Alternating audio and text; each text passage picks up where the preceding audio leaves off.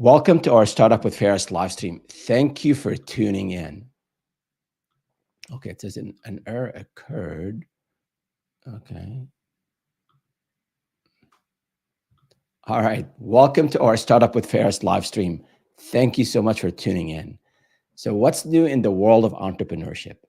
Today, we continue our series on pricing strategies, pricing models, with the goal of helping you increase your revenue and your profitability. But first, I want to um, share with you a founder um, that I recently spoke with. He is in a very peculiar situation, which reminded me of the time when I was launching a new business in a new market. That was around the 2012 timeframe.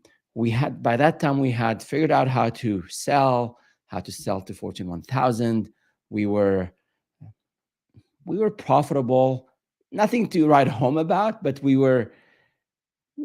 had money in the bank. We had more than what we owed. So it was time to think about the next phase in terms of growth. And I was obsessed with this quote from Phil Knight, the founder of Nike, where it says, "Life is about growth. You grow or you die," or one of those powerful quotes about keeping growing the business and expanding and not just about making more money and making more profits, but also creating an amazing company, an amazing culture, and helping others grow as well. So a friend of mine at the time, he was living overseas. He was working in Dubai, and his kids were getting older, and he wanted to move back to the States. To the kids were ready to go to college, and he took an early retirement from his employer then, but he had a lot of energy still, and he had a lot of years in him. So he said, why don't we partner and expand into that region, into Dubai and the MENA, Middle East and North Africa region? And I said, okay, let's do that. We're doing fine here. We're profitable. Let's expand into something new and exciting. So I remember traveling to Dubai. I think that was the very maybe the second time, and took a direct flight here from SFO to Dubai, a 16-hour, 17-hour flight in economy, and kind of planning that growth stage while on that flight. And we know the service that we offer. We were doing analytics at the time, selling analytics. We knew the US market really well. We had established some certifications with Google. We had, I think, won some awards by that time. So I was very confident in our ability to deliver. But going into a new market is different because I don't know how people buy and sell. I don't know. There might be some cultural considerations. Sales cycle could be longer, but we're eager to grow. So we landed in Dubai, met with some local partners there, had actually an event I spoke at, and there was a lot of interest into what we were offering. So we met and decided to grow that business. And then we flew to Qatar and did a seminar there as well. I think we made $20,000 from that seminar. Again, analytics was a hot topic. Everybody was moving their dollars from traditional marketing to online marketing. So we saw a good sort of a landscape for us to nurture and to grow a business there. And we ended up, within a couple of months, we landed a big project. It was a government entity that needed a lot of help with analytics, and it was a two-year project, two-year contract. So we were, you don't know. You're always learning in business. So we were trying to service this account, this big account with a huge potential. We were trying to service this on the cheap. We were doing this remotely, which is causing us to work late hours and early morning hours. We were trying to get some part-timers. We're trying to get some junior people to help us. So we were not giving that account the attention it needed, the resources it needed. And we kept, for maybe the first, I don't know, 6 months, trying to deliver. And we managed to do that, but it was really time consuming and hard. But we're trying to grow the account. There's so many opportunities to get into other departments, to get into beyond just maybe the website. We were doing some analytics for the website. There's a mobile app we can sell analytics and insights for the app, and there were so many different user interfaces that this client had, but we could not penetrate that account. We could not get more business out of it. So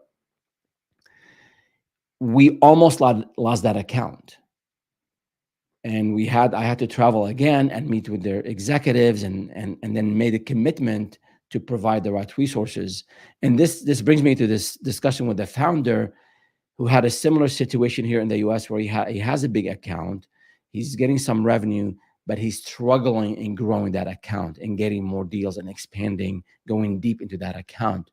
So what we decided to do at the time, this is again 6 months into the account, is to find a senior person, a senior talent who would own that account. And we made sure they're local, so they can go in person, meet the client, talk to the various stakeholders, understand the needs.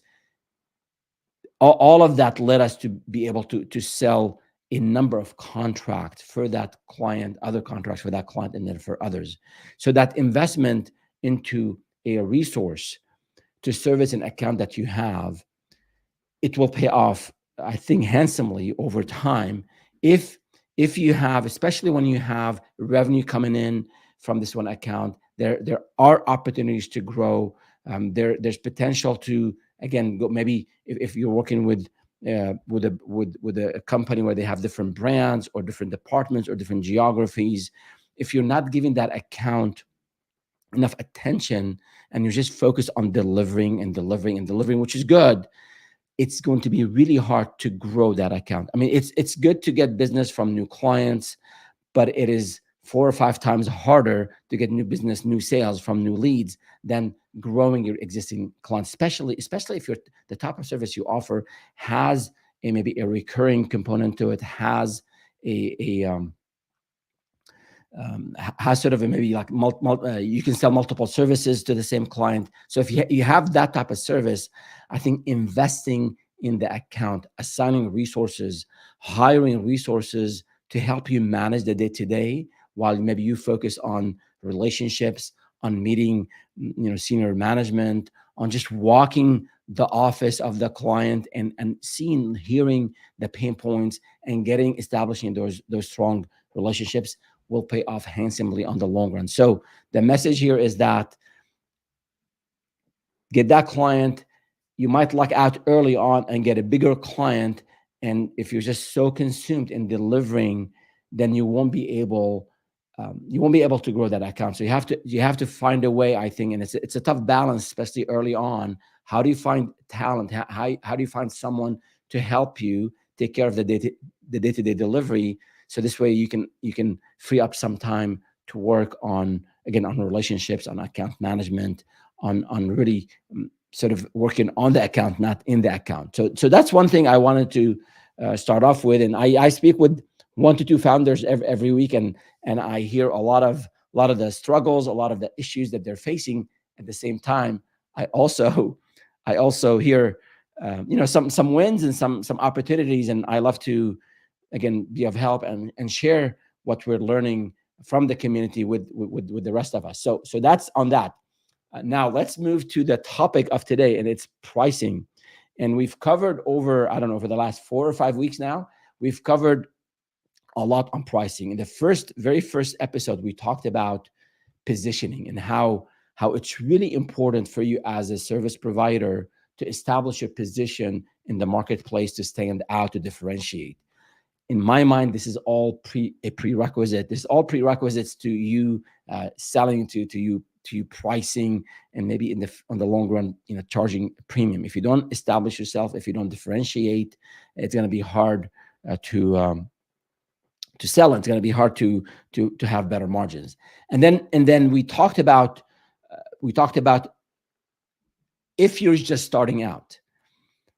And I specifically had that episode for those of us who they're either starting out, or they're entering new market, or you're trying to go through a breakthrough into a new tier of clients. So for example, if you have been selling for the small, mid-size business tier and you want to go into the Fortune 5,000, the Fortune 1,000, how do you do that? So if you're in that phase where you're just struggling with sales, I had an episode on that, and the one lesson from that is you just got to sell.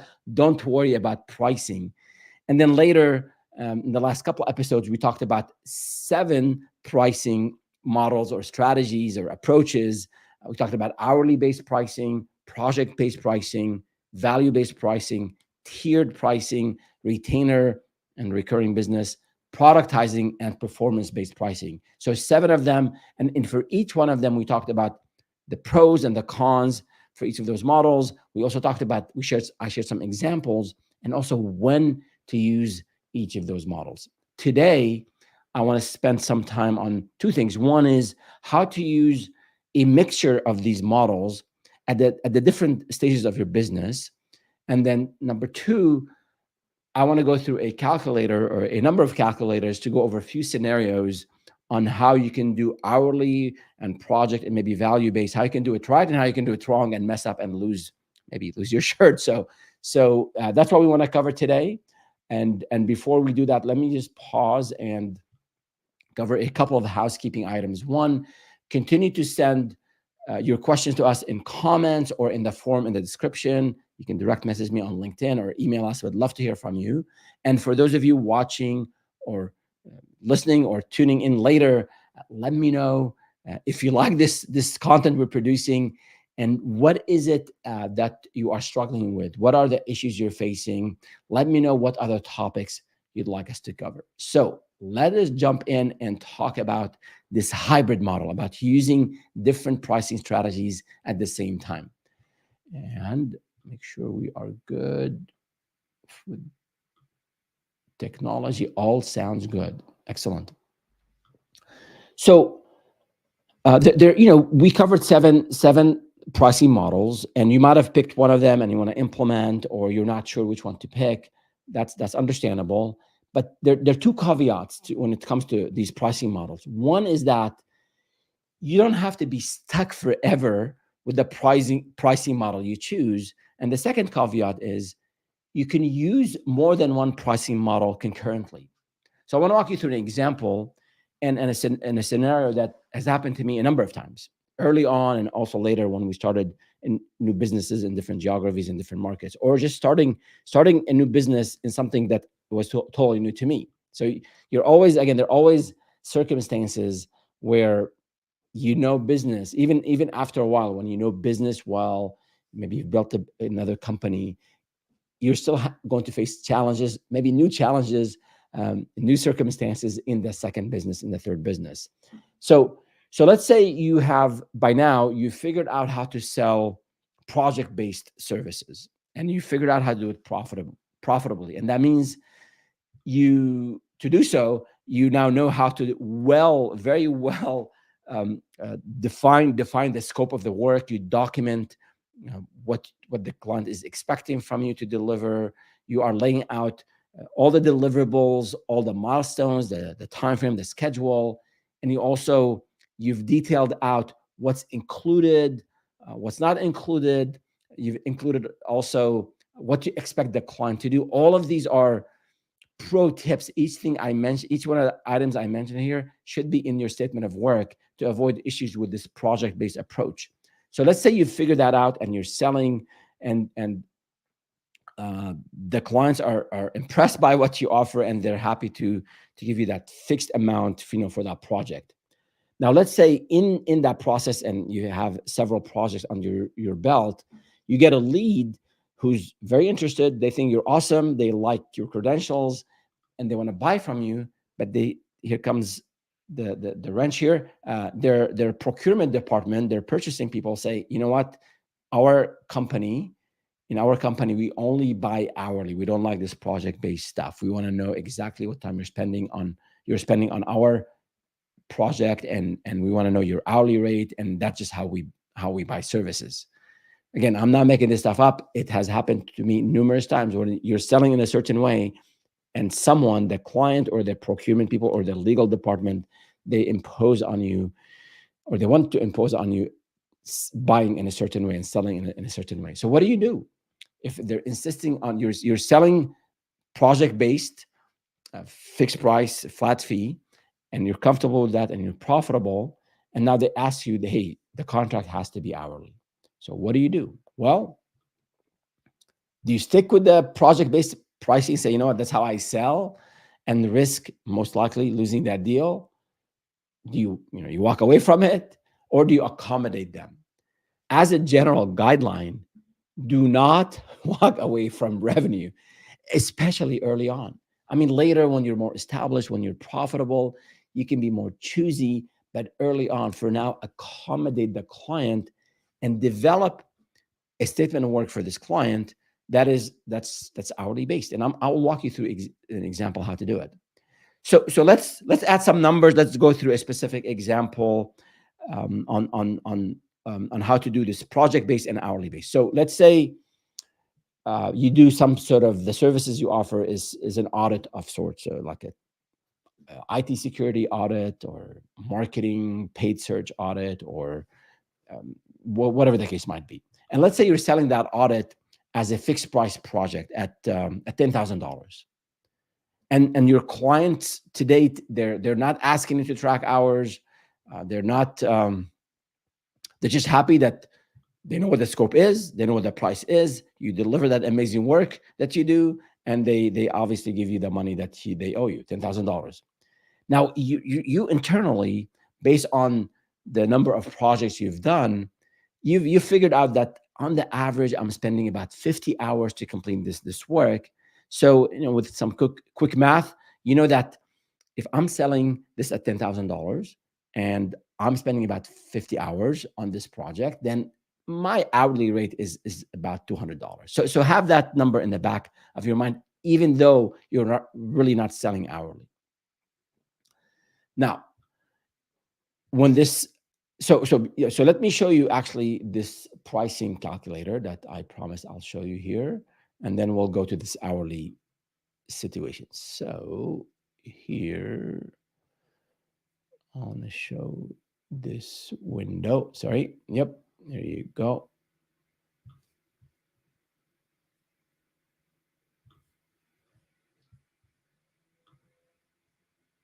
All right. And I just want to make sure that you are seeing the window is showing.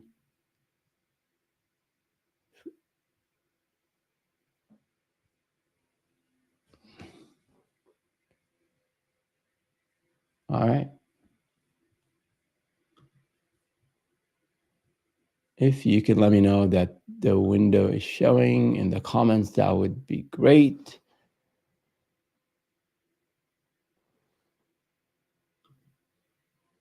All right, good, excellent, thank you. So this is right here, the project based. We are, let's say, revenue is $10,000.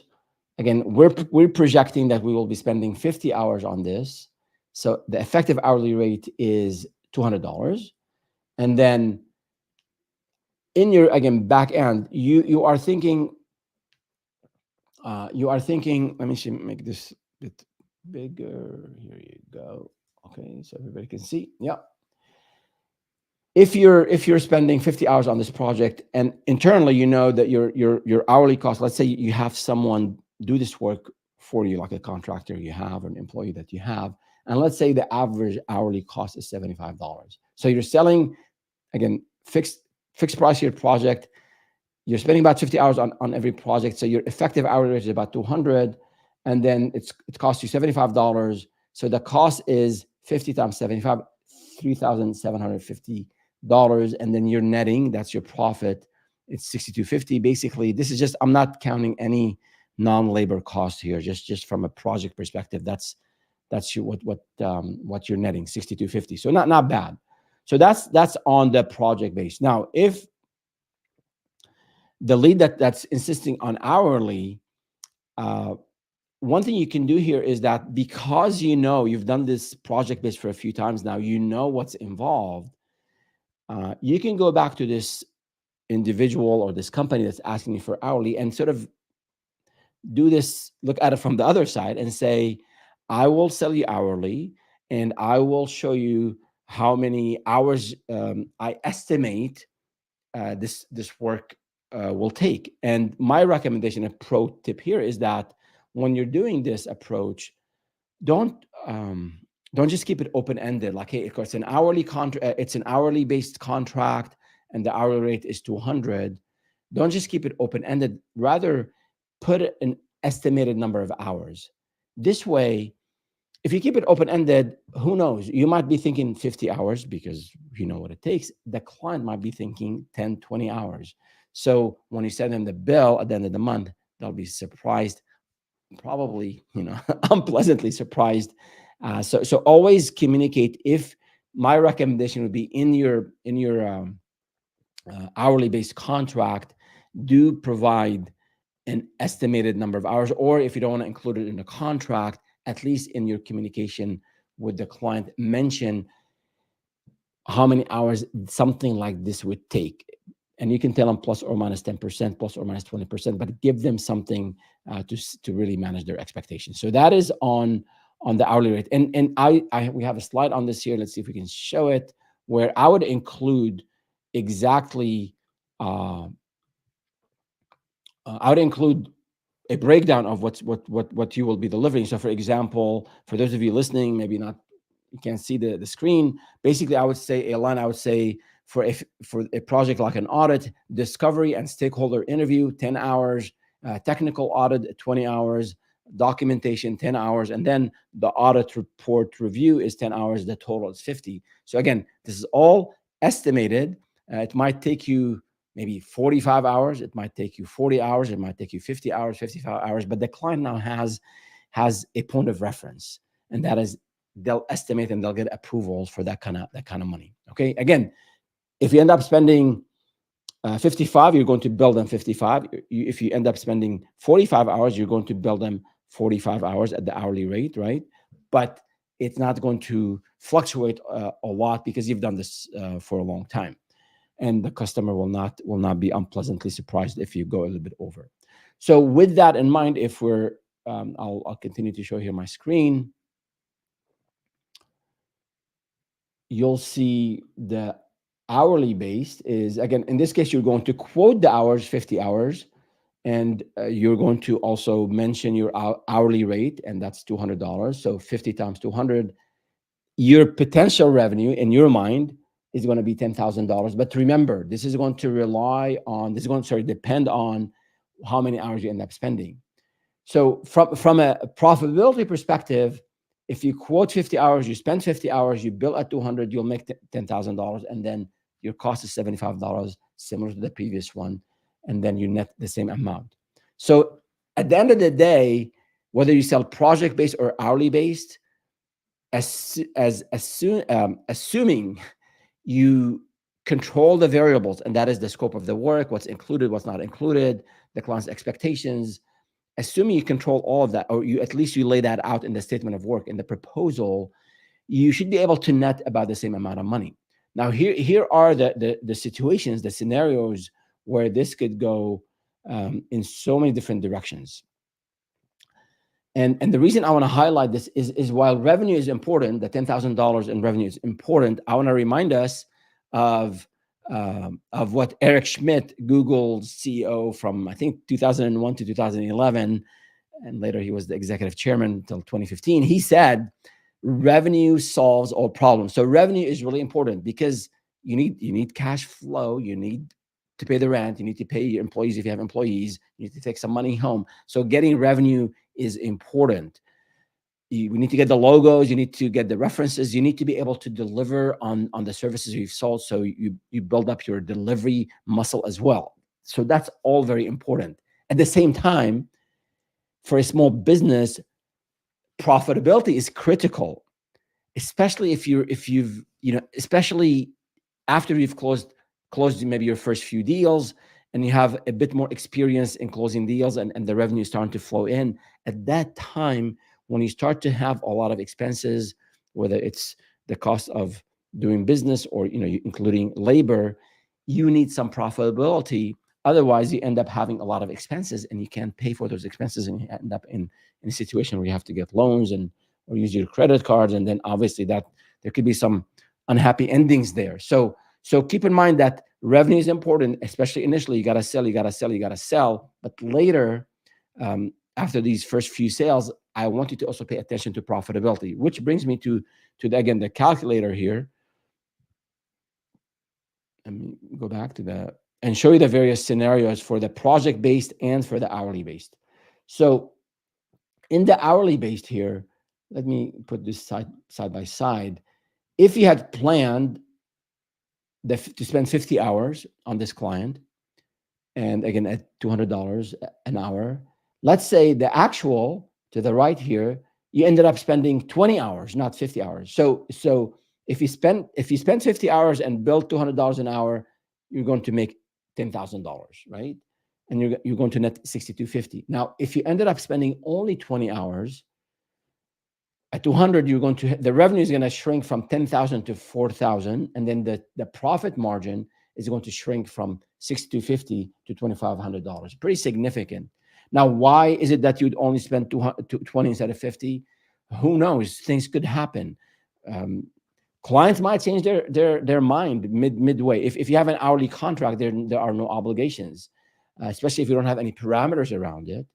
But if you sold a project-based contract, the client already committed to the project. Or let's say you're in the middle of the project and the client gets some internal help, or they freed up some resources, and then they'll do some of the work that you're planning on doing. So there could be a lot of circumstances where you're planning on netting $6,250 to pay the rent and take some money home and maybe take on a short vacation, and now the margin dropped significantly, almost $4,000, and you don't have that extra cash. So that is one scenario for hourly base, where if you don't have a commitment on the number of hours, it will impact your revenue and your profitability. So let me just pause here for a second and see if we have questions from the team here. Kind of sharing, I have a lot of screens going on here.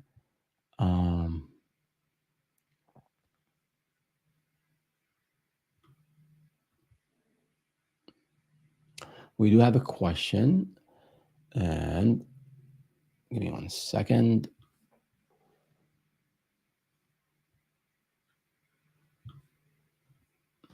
Is it easier to expand an agreement if it's hourly to begin with? So is it easier to expand an agreement if it's hourly to begin with? Yes. If the client signed up for hourly, then technically you could be spending 100 hours a month, 200 hours a month. So it is hourly. Now, that's what I said earlier about setting expectations. So when you are working for a client, so a recent situation with one of our businesses, a client wanted to help, needed some help with analytics, and they were in the middle of site migration, moving or merging two sites together, two brands together, and no one knows what's involved, what's included, because it's a complex issue actually, and the client just started working in this area of merging these two brands. So we agreed to an hourly project for, I think we said 30 hours at $250, just to kind of get started, because we don't know what's involved. We have no idea what's included. So kind of keep that in mind. Is at times you go into a situation where you don't know what's involved and the client doesn't know what's involved. So you set up either a small project-based fee, let's say $1,000, for me to come in and explore and come back to you with a detailed scope of work. That would be a good way to introduce, sort of for them to get to know you, and you get to know them, and you know the environment, and you know what's included and what's not included, and what's involved and what's not involved. So you can do it in this scenario. You can do it hourly, or you can do it project based. But once you get in, I think if you set the right expectations, I think I said it a couple of times today, and I said it throughout the series, is in whichever contract you have, hourly or project based, or even if you have a tiered pricing or you have silver, gold, platinum, be very clear, very explicit on what you're offering, the expected outcomes, and what's not included, and what you rely on the customer to offer and to provide. So that's really important. So yeah, get in with an hourly contract, set the expectations, communicate with the client. If it's a new relationship, there might be skeptical. They might have had a really bad experience with the previous contractor. So just over communicate initially, like ask them, do you want me to give you a weekly report, a daily report? How do you want to approve hours? Do all of that to build that trust, and do that's part of what you owe them, is to be very transparent and let them know what's involved. And then I think as they trust you, as they know you, as you know them, as you both of you know what's involved and the value that you offer to them, potentially you can start agreeing on, still hourly, but you can agree, like, say, next month we have this new project coming in and we think we need more of your services, so let's budget anywhere from 30 to 40 hours a month instead of maybe 10 hours a month. So that is very common. Like if you're a copywriter or provide marketing services, a client has a new site, a new app, a client they bought a new company, the client has a new campaign, they need help. So it's common that they would let you then, proactively let you know that they need more hours from you. Good question. So now let's go back to the calculator and go over a couple other things. So I shared with you the plan and actual for hourly. I want to go to the project base now and show you some scenarios where it could get really, really tricky. So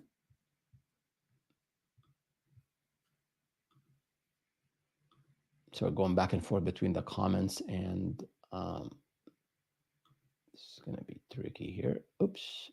All right. You should be able to see it now. Good. So for the project base, if you remember, we said where did it go? Right here. Good.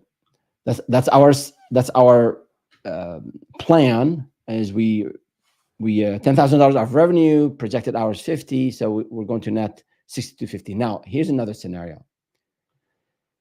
Let's say for the same $10,000 in revenue, let's say your actual hours are 60, they're not 50. So with that in mind, you're now basically making less money. You made $750 less because you end up spending 10 more hours on the same project for the same fee. So that's something to keep in mind. If when you sell this project-based, let's see, I'm getting a note that I need to share. This is not sharing. Okay, I think it's sharing now. Please let me know. Can you just leave a comment if it's not showing? Okay, good. Thank you. And for those of you listening, please bear with us. But I'll walk you through. So if you budgeted 50 hours, you ended up spending 60 hours. That's going to eat up, from your margins, and it happens. You can't really do anything about it because you already committed to the client. It's a fixed price. It's a project based. You committed to do the project, right? Now, another case, actually, this is a worst case here. You way underestimated what's involved. So here, you're not spending 60 hours on the project, and that you ended up spending 140 hours. I know what you're saying. Well, hey, I planned 50. How could I spend 140? I'll get to that in a second. But looking at the math here, if you had sold this project at $10,000, you ended up spending 140 hours on it. The cost is not changing. The hourly cost is $75. So now the project cost is 140 times 75. That's $10,500. You sold this at $10,000. Then you are actually in the red. You lost $500 on this project. So this is something to keep in mind when you're selling project based. So my recommendation, and I'm going to sound like a broken record here, is also going back to your SOW, to go back to your contract and look at this case where you spend 10 hours more than the 50. That's manageable. But if you're spending twice as much time on a project, you're spending 3 times as much on a project, something is fundamentally wrong in the way you're pitching, you're selling, you're closing. You're just not being clear about what's involved, what's in scope, but what's outside scope. So early on, it's okay because you got to sell and you got to deliver, you got to learn. And I'll talk about this before we end this episode for a few minutes on that scenario. But you can't really survive. You can't have a business that's going to scale and grow if you are losing money on every other project. So the things to avoid is, and again, we covered this, I think, in a couple of episodes ago on the pros and cons of project based and things to look out for. But I'll summarize here is that you go into an environment where someone tells you, I need you to design, I don't know, I want you I'll give you an example. If you're buying a car, say go help me find a car. If that's the specification, you go to a car leader, I'm looking for a car. I don't think there's a way for this person who's selling you a car to satisfy you, because you didn't give them a whole lot of specifications, right? Are you looking for a sports car, for a minivan? Are you looking for an SUV? Are you looking for a truck? Are you looking for, you know, um, 4-seater, 5-seater, whatever? So that's, maybe this is a silly example, but believe me, I've seen it where clients would come to us and say, we want you to build a website for us. This is in the early days of, building websites. Or I want you to go and help us run this marketing campaign. Or I've heard it from other founders I speak with. They do accounting services. Yeah, we want you to do an audit for us. And how much is it going to cost? So the customer is coming to you without a whole lot of details. You, especially as a new business owner, maybe you're new to sales, in your I don't know, excitement about selling, you say, of course, here's a one pager. We'll do an audit for you. It'll be $10,000. You'll pay us 50% up front, 50% later, and we shake hands. You get a deposit. You're happy. You tell your friends about it, and then it's time to deliver.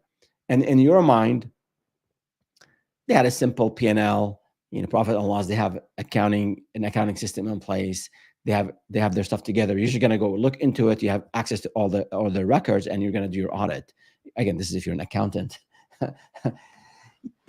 But these are the assumptions you made. You go in that system, you go into that company, and they have none of the above. They don't have a good accounting system in place. They don't have any proper categorization. They're not keeping track of receipts and this and that and the other. And they end up spending a whole lot of time. I've seen this. It happened to me many times early on. We learn from our mistakes. I don't want this to happen to you. So make sure you have, in this project-based approach, make sure you define what you're offering. You define the scope of the work. You're defining what's not included, and as importantly, listing what you expect the client to deliver to you, you expect the client to make available to you before you do your work. A lot of times,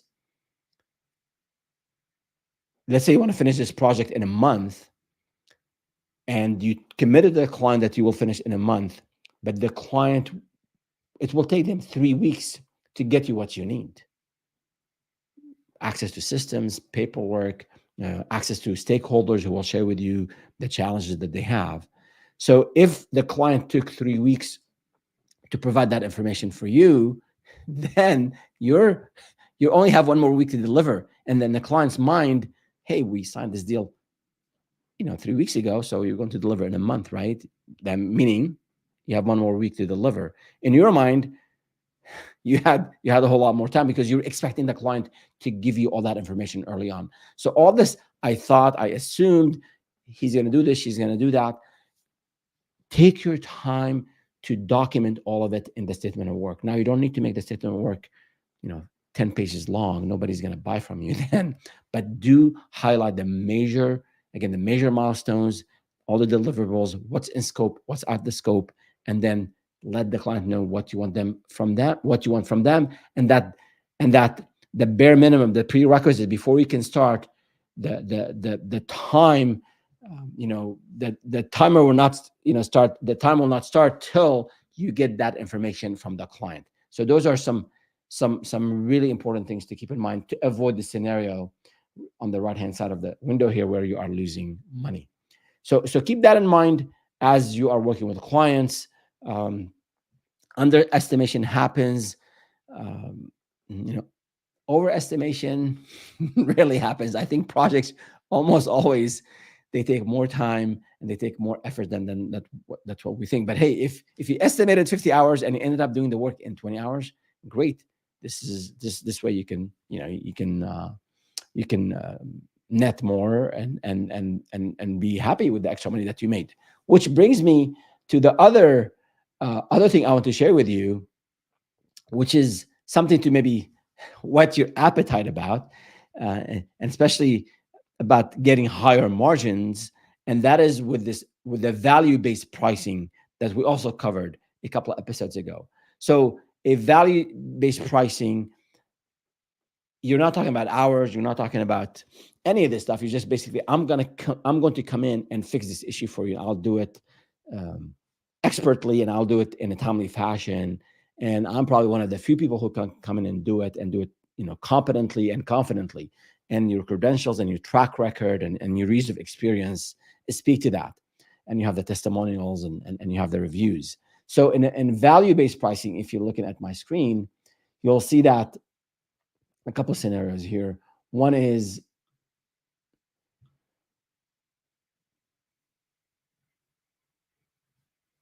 right here.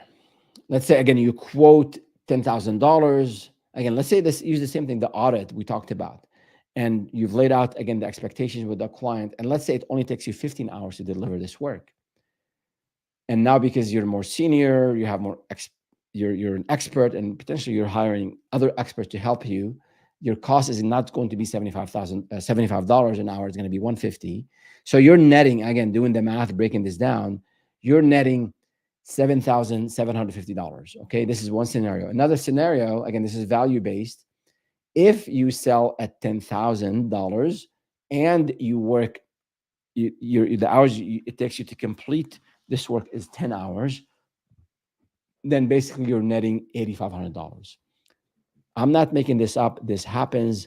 I've seen it where in this audit example I mentioned earlier, you can have processes and systems in place where you can automate some of the procedures for auditing. You can have someone who's really good at it besides yourself, who can also do it with you or do it for you. And again, it requires some great positioning for you to sell this value-based pricing. We'll talk about it. We talked about it, a couple of weeks ago. But this value-based pricing is out there. I don't think you can do it right away, right off the bat when you start a business.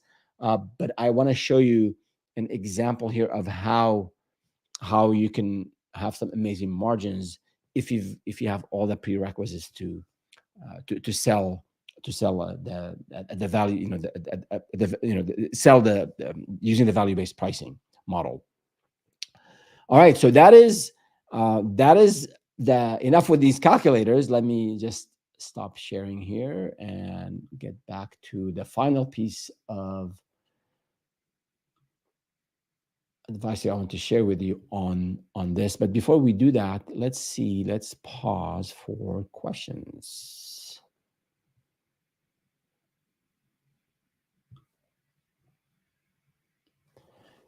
Should my first deals, actually not my first deal, my first deals be hourly or project based? It doesn't matter. Your first deals sell whichever way you can.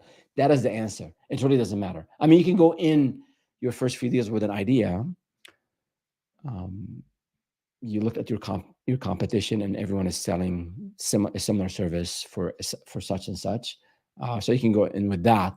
But initially, really early on, what I want you to focus on is just to sell.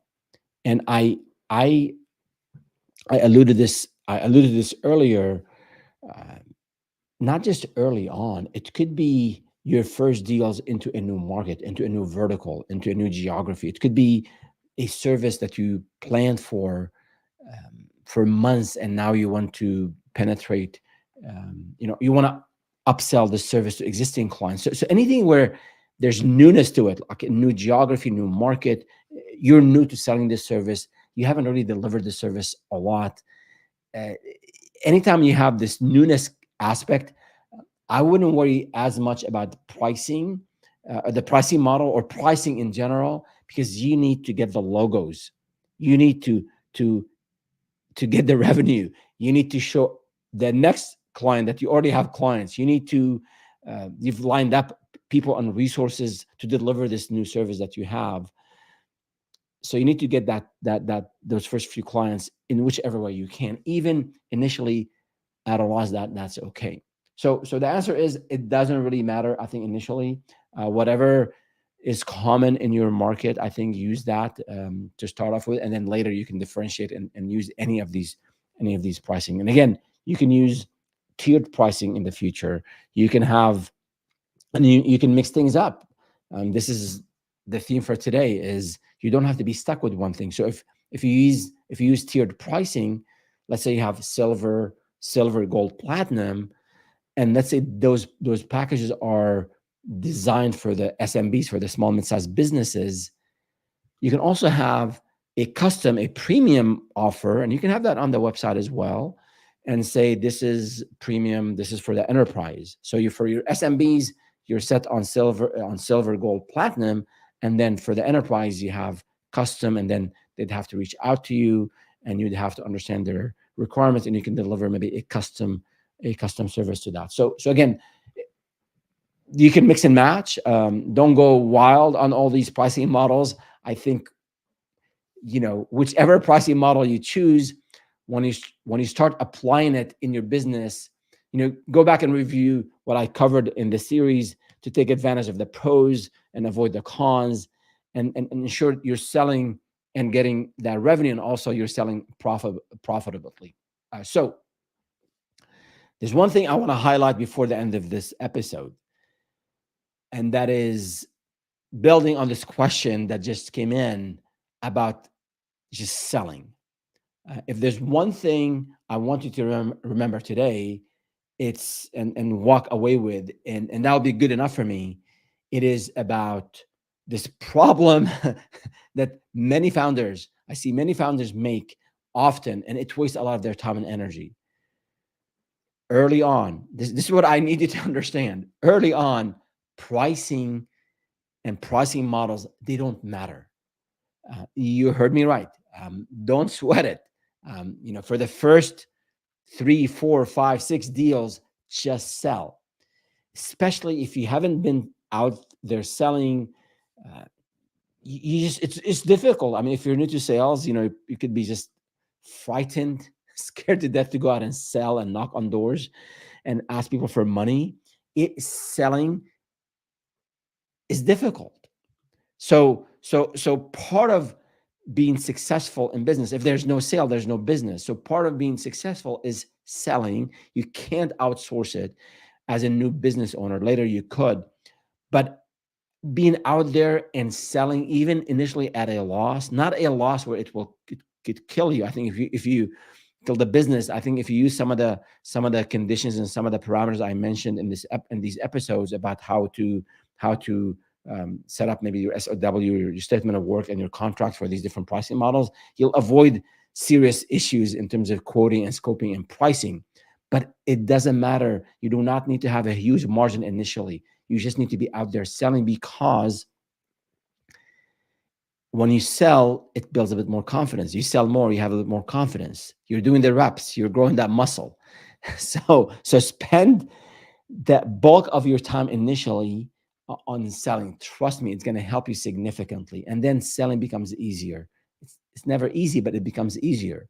So instead of spending hours and months on coming up with the most elaborate pricing strategy, if you're not closing deals, it's of no use. So after you have a few clients, and after you have some on the ground data, then you can spend time on tweaking and refining the way you're pricing to get better margins. And this concept of just being out there and iterating on the go, it's one of our black belt startup affairs principles. It applies to all aspects of the business. For example, I don't want you to go too crazy with logos and branding and design and back office things and back office processes or systems and payroll. You need to do the basic. You need to have a payroll system to pay your people. You need to have um, an accountant to help you with accounting. But I see a lot of founders, they get stuck in these areas. They spend weeks figuring out their logo. Logos are important, branding is important, but for a small business, the critical thing, the crucial thing, what could help set up your business to succeed or fail or potentially fail is your ability to be selling. So keep a bare minimum in across all this stuff around branding and logos and back office. Do the basic that you can so you're professional and you run a professional organization, but don't get stuck in the details or the color palettes or I don't know your tagline. The single most important thing at this stage that when there's a newness, like you're new to sales or you're going to a new market or trying to penetrate a new tier of clients, is that the single most important thing is that you sell and you close those deals, and then after you do that, you blow your clients away with your service, because word of mouth is going to be critical for you to get the next set of clients.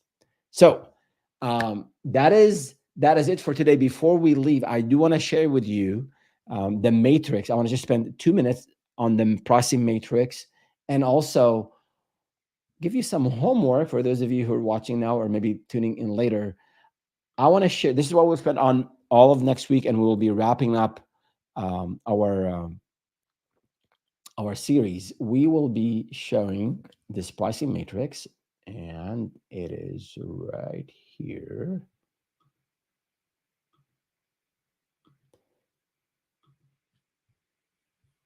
And my goal with this matrix is that you'll be able to know which pricing model is most fitting for the phase of the business you're in. So what we will cover next week is you'll see on the y axis here. This is low, medium, high. For those of you listening, you're not watching, and this is about the competence in your own technical domain, whether it's accounting, copywriting, design, um, tree trimming services, whatever the case might be. You should have an objective assessment of your competence in this domain. You could be just starting new and learning this new domain and you like it and you want to spend more time. So you could be really new to this domain. So you have to assess where you are in your technical, in your domain knowledge. And then on the x-axis here, we have when it comes to sales, marketing, and operations, that your capabilities as a company, as an individual initially, and as a company. Are you new to sales and marketing, and do you have systems, processes in place? Because the combination of your knowledge in sales and marketing and the processes you have, it will also impact which pricing model you should be using. So initially, as I said, to wrap up, just sell. It doesn't matter. But beyond this initial phase, I really want you to spend some time. And this is your homework. Assess where am I in terms of in my competence in my domain. Do I have the 10,000 hours? I'm a subject matter expert. Maybe my competence level is really high. And then assess also your sales and marketing and basically your operations capabilities, and see where you are. Are you not a novice, an intermediate, or an expert?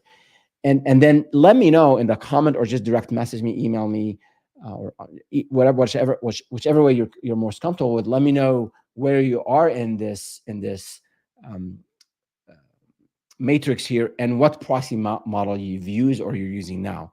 But next week we will cover the seven models that we have, the seven models, and then we'll show you on the graph where they would work best for you. Thank you again for tuning in. We're almost at the end of the series. We have one more episode on pricing. So let us know if you have any more questions about pricing in general, about pricing or any business question in general.